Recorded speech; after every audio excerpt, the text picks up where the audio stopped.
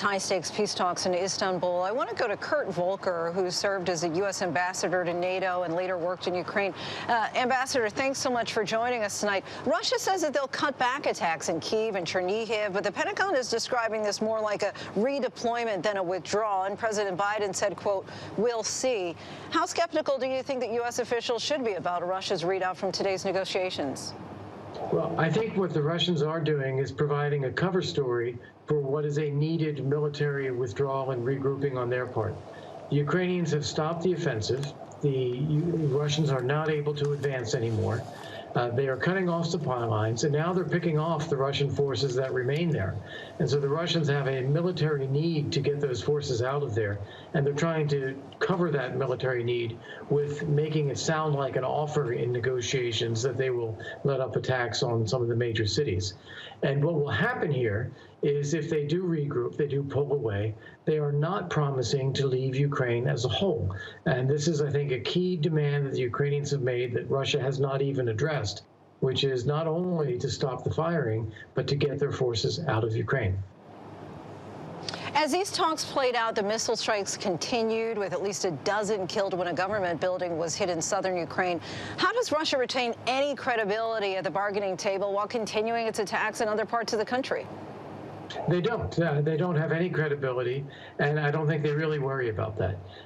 They are pursuing a military offensive, and they are trying to break the Ukrainians' will, and they're trying to bluff their way through to getting the Ukrainians to give concessions. And I think the Ukrainians see through that, and they're going to hang very tough. On the Ukrainian side, negotiators have laid out a framework where Ukraine would remain neutral and not join NATO. But would joining the European Union and having security backing from several regional powers, possibly including the U.S., given what we've witnessed in the months since the invasion began, are those terms that you could see Russia agreeing to? Well, I think the main reason that Zelensky is putting that on the table is to expose the fact that Putin has been making this up all along.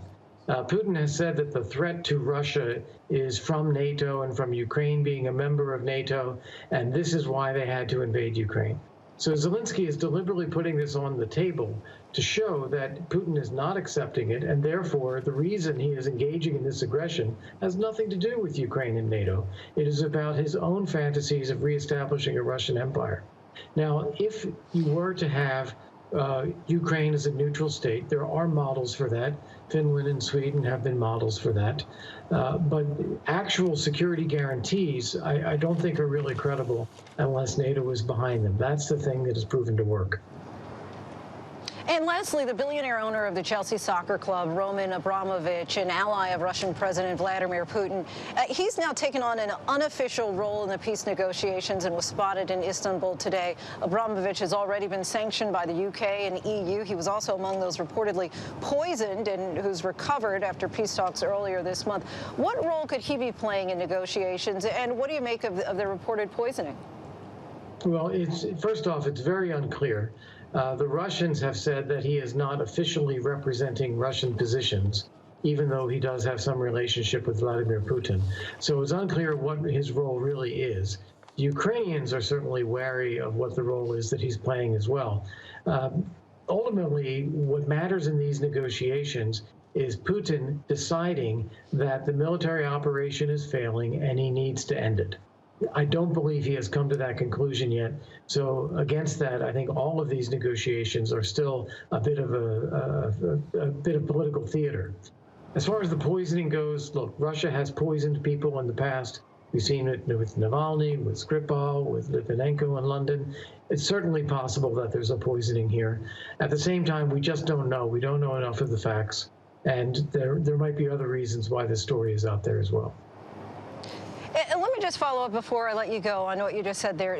The suggestion that the peace talks are political theater. So do you feel that there will not be any kind of resolution that comes as a result of these talks?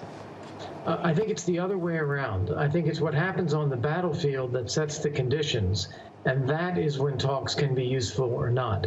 The talks themselves are not going to drive the conditions on the ground. Makes sense. All right. Ambassador Kurt Volker, we thank you so much for your time and insight. Thank you.